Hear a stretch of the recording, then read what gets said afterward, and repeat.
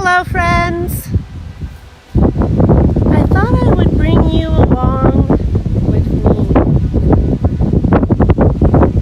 at this beautiful mountain cemetery, Green Mountain Cemetery, with all its famous stories, infamous people, and beautiful, beautiful scenery and wind. Lots of wind through the pine trees. But I wanted to tell you a story about a composer famous for his Indian movement and his song by the waters of the Minnetonka.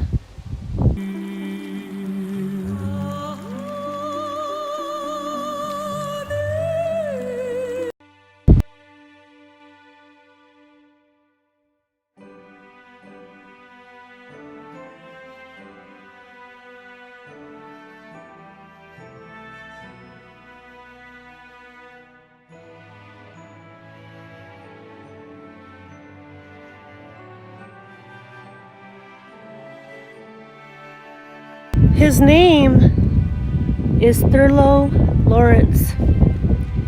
He was born in 1878.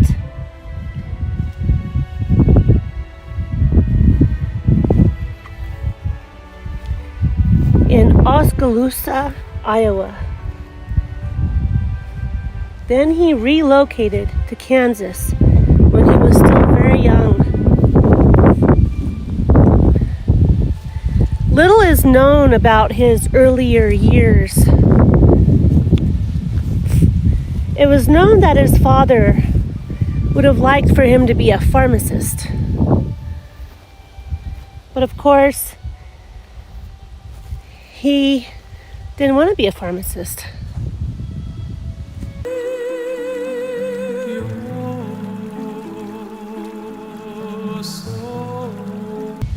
He wanted to be a musician.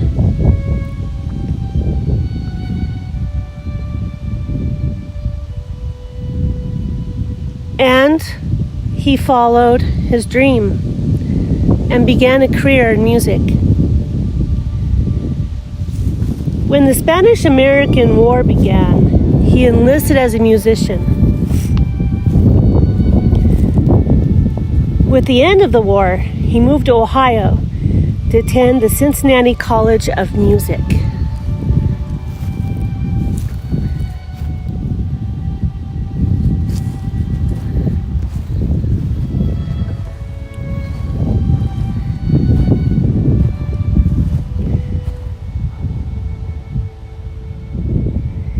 He studied the college until his military savings ran out, which at the time was $400. He studied with John Philip Sousa, a composer and conductor.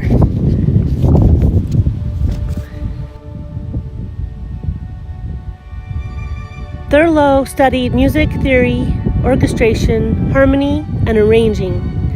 In 1900, he sang in the chorus of Castle Square Garden Opera Company to learn opera and its production.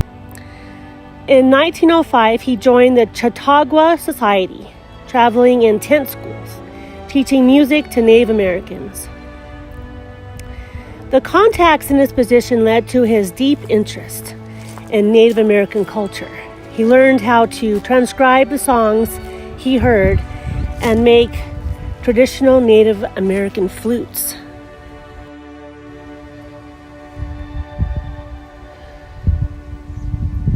At this time, polio made Thurlow disabled, yet he persevered as quite vigorous and mobile. In around 1909, he acquired a portable cylinder device to record visiting Native American singers by Edison Records. And in 1911, he recorded a Native American singer known as Sitting Eagle, or Mortimer Dreamer, then living on the Crow Reservation in Montana.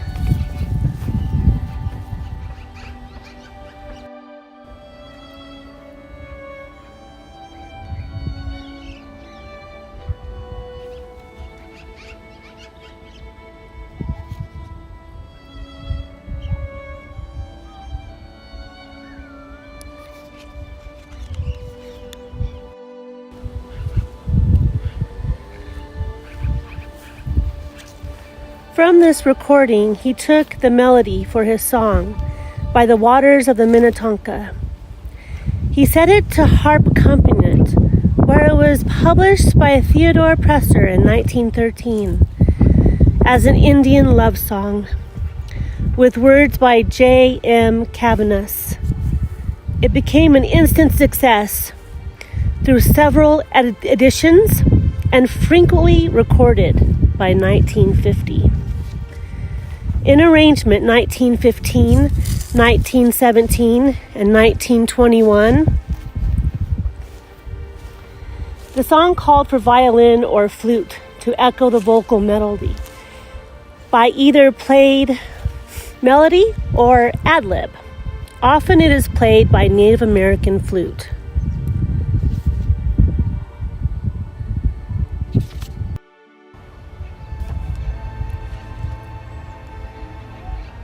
Moon Deer, daughter of the Moon Clan, loved Sun Deer of the Sun Clan.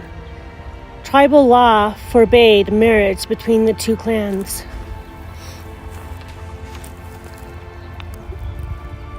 This is the story of the song By the Waters of the Minnetonka. It was decreed that daughters of the Moon Clan must marry into the Eagle Clan. The two lovers, in tears, ran away far to the east and north. They came to the beautiful lake, Minnetonka. Min means water. Tonka means large and round. Their happiness was disturbed due to their enemies, camped on the north shore of the lake. They feared if they returned home, they would be separated, so they decided to end it all. Together, they walked into the lake and disappeared. The waves lapped their rhythmic sound, and the pines crooned their love song. Many moons after the Sioux warriors drove the Chappaqua to Lake Superior. One night, as they camped on Minnetonka shores, they heard the water singing a weird melody. Late at night, far along the path of the watery moonlight, two lilies appeared and grew to the skies. The lilies were the spirits of moon deer and sun deer. Thurlow Lieurance himself said how important his career path became due to his song, stating that night marked an epoch in my life, opened to me a new world. Thurlow married in 1917 to Edna Woolley and took part in his recital tours. She wore Native American dress and played the part of Princess Wahawaso. They were such a success, he was able to attain his degree from Cincinnati College in 1924. In 1926, they retired from performing and gained teaching positions, working at University of Nebraska and Wichita. Thurlow became the school's Dean of Fine Arts, and they both retired in 1945. In the early 1930s, Thurlow and Edna were invited to tour Europe. When they returned, they gained support for their research in Native American music and received a grant from the Scientific Research Society of America. In 1940, he helped found the Minnesota Symphony Orchestra in Wichita, and most of his orchestral music was for this group. In retirement, they moved to Neosho Falls, Kansas, but their house was flooded in 1952, whereas they moved here to Boulder, Colorado, and Thurlow passed in 1963. Now, What is quite cool is I did a story on George Gamow. And so we are back to his grave to pay our respects once again.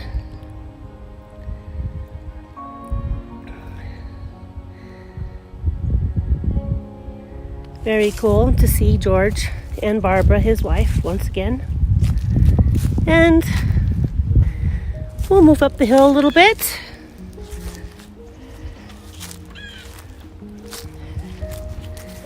Make our way around this beautiful tree.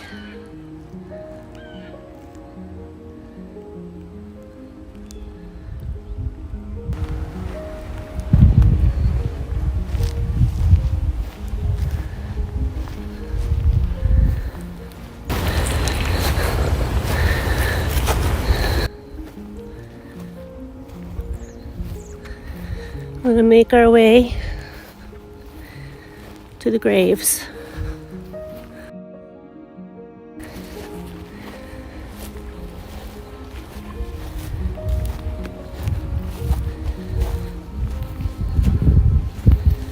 Of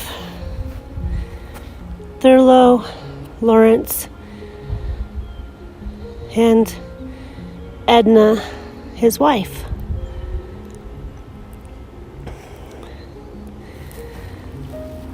Of course, he was in the Spanish-American War, chief musician, 22 Regiment, Kansas Infantry Band, March 21st, 1878 to October 9th, 1963. And his very beautiful wife, Edna W. Lieurance, August 23rd, 1892, January 3rd, 1986.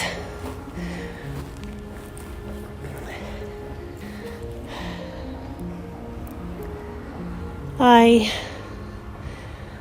always look for the graves before I do my stories, and I leave some color and some stones. Nothing too crazy so they can still mow and tend graves. I love paying my respects.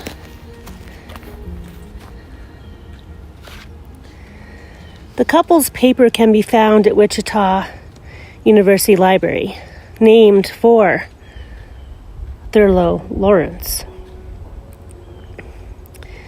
His research is housed in the Smithsonian Institution. Along with By the Waters of the Minnetonka, Thurlow wrote over 300 works. His first composition, titled The Prayer.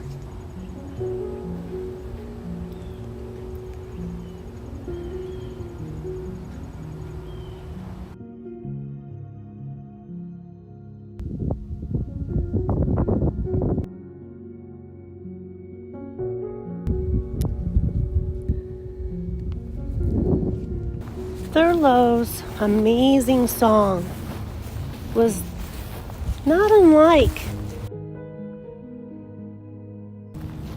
the Romeo and Juliet story of Shakespeare.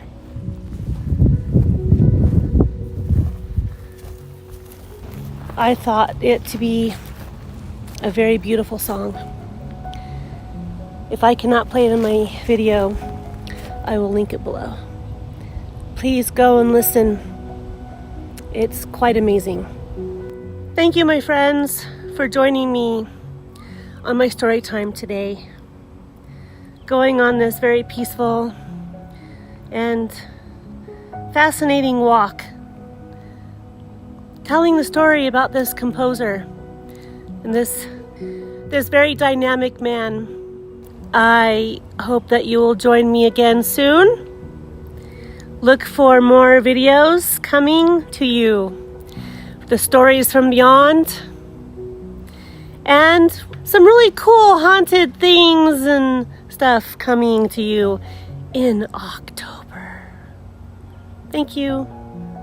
Hope you have an amazing day. And happy fall. The leaves are turning. And it's cooler.